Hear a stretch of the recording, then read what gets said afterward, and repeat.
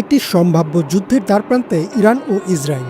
বিশ্লেষকদের অনেকেই বলছেন এটি মোড় নিতে পারে তৃতীয় বিশ্বযুদ্ধের দিকে। তবে অবাক করা বিষয় হচ্ছে, ইরান ও ইসরায়েলের একটি যুদ্ধের ভবিষ্যৎবাণী করেছিলেন মহানবী সাল্লাল্লাহু আলাইহি ওয়াসাল্লাম, এবং সেই যুদ্ধে জয়ী হবে কোন দল তাও তিনি বলেছিলেন। তবে যুদ্ধটি হবে কিয়ামতের আগে। তাহলে কি আমরা সেদিকেই এগিয়ে যাচ্ছি? মহানবী সাল্লাল্লাহু আলাইহি ওয়াসাল্লাম বলেন, খোরাসান থেকে একটি সেনাবাহিনী কালো পতাকা বহন করে আসবে। কোনো কিছুই তাদের থামাতে পারবে না যতক্ষণ না তারা সেই পতাকা বাইতুল মুকাদ্দাসে উত্তোলন করে।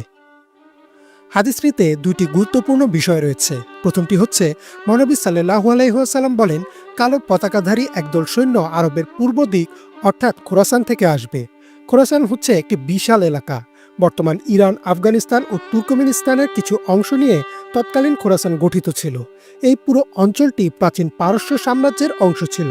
তবে বর্তমান ইরানের ভূখণ্ডে খোরাসানের অধিকাংশ অঞ্চল রয়েছে।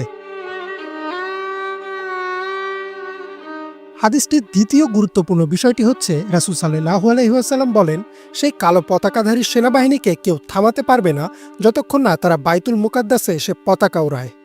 বাইতুল মুকাদ্দাস হচ্ছে বর্তমান আল আকসা মসজিদ, যেটি ফিলিস্তিনের জেরুজালেমে অবস্থিত। হাদিসটির ব্যাখ্যা অনুযায়ী খোরাসানের সেই বাহিনী আল আকসা বিজয় করবে এবং সেখানে কালো পতাকা উত্তোলন করবে। অর্থাৎ এই ঘটনার আগ পর্যন্ত আল আকসার দখল মুসলিমদের হাতে থাকবে না। 1980 সালে ইসরায়েল একটি আইন পাশ করে যার নাম জেরুজালেম আইন, এবং এই আইনের বলে তারা জেরুজালেমকে নিজেদের রাজধানী দাবি করে। যদিও জাতিসংঘ সিকিউরিটি কাউন্সিল এই দাবিকে নাকচ করেছে, কিন্তু তবুও অনানুষ্ঠানিকভাবে এখনও জেরুজালেম ও আল আকসার নিয়ন্ত্রণ দখলদার ইসরায়েলের কাছেই রয়েছে। অর্থাৎ খোরাসানের কালো পতাকাধারী বাহিনী হয়তো ইসরায়েলের বিরুদ্ধে যুদ্ধ করে আল আকসা বিজয় করবে। একই বিষয়ে রাসূল সাল্লাল্লাহু আলাইহি ওয়াসাল্লামের আরও একটি হাদিস রয়েছে। তিনি বলেন, তোমরা যখন খোরাসান থেকে আসা কালো পতাকা দেখতে পাবে তখন তাদের কাছে চলে যেও, কারণ তাদের মধ্যেই আছে আল্লাহর খলিফা ইমাম মাহদী। আগের হাদিসটির সাথে এই হাদিসটির সমন্বয় করে মুসলিম আলেমদের অধিকাংশই এই মতবাদ দিয়েছেন যে, যেহেতু খোরাসানের সেনাবাহিনীর সাথে ইমাম মাহদী থাকবেন, তার মানে ঘটনাটি ঘটবে কিয়ামতের প্রধান আলামতগুলো প্রকাশ পাওয়ার আগে। পাশাপাশি বলা হয়, এই যুদ্ধই হবে হাদিসে বর্ণিত আল মালহামা বা মানব ইতিহাসের সবচেয়ে ভয়াবহ যুদ্ধ। আর এই যুদ্ধের মাধ্যমেই ইমাম মাহদীর নেতৃত্বে বিশ্বে আবারও ইসলামিক খিলাফাত প্রতিষ্ঠিত হবে। গত 13 জুন অপারেশন রাইজিং লায়ন নামে ইরানের বিরুদ্ধে সামরিক অভিযান শুরু করে ইসরায়েল।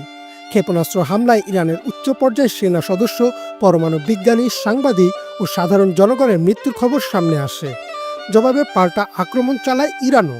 প্রায় প্রতিদিনই দুই দেশ পাল্টাপাল্টি মিসাইল হামলা অব্যাহত রেখেছে।